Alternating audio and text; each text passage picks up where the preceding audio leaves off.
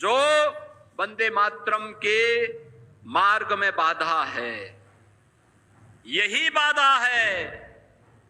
और इनको पहचानो, इन चेहरों को पहचानो जो शासकीय योजना में हड़पने की होड़ में पहली लाइन में खड़े होते हैं, लेकिन जब वंदे मातरम गाने की बात होती है तो कहते हैं कि नहीं, हम नहीं गाएंगे। बहन और भाइयों, मैं तो आप सबसे कहूंगा, हमें राष्ट्रीय एकता के मार्ग की इन बाधाओं को दूर करना होगा। ये जातिवाद की राजनीति, परिवारवाद की राजनीति, क्षेत्रवाद की राजनीति, मत और मजहब के नाम पर विभाजन,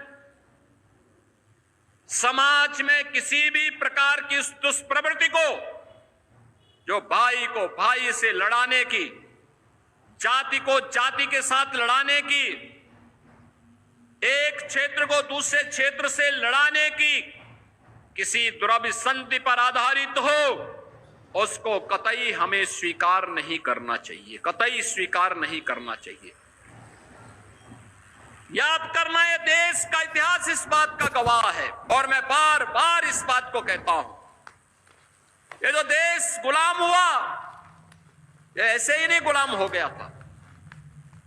पहले इस देश में आकर के विदेशी ताकतों ने, विदेशी विधर्मियों ने इस देश में आकर के पहले हमें आपस में लड़ाने का काम किया था, जाति को जाति से लड़ाने का काम किया था, जातीय सेनाएं खड़ी की थी। ये जातीय सेनाएं ऐसे ही लड़ा लड़ा करके पूरी ताकत को कमजोर कर दी और बाद में फिर बीच में घुस करके एक पक्ष को अपने साथ जोड़ करके ये दिखाने का कार्य करती थी कि वह उनके हितैषी हैं, लेकिन वास्तव में हितैषी नहीं थे, वह तो देश पर काबिज करने के लिए आए थे। बहन और भाइयों, इतिहास केवल पढ़ने की नहीं, आत्मावलोकन का एक अवसर भी हम सबको देता है। इतिहास की गलतियों का परिमार्जन जितनी जल्दी हो सके हमें करना चाहिए।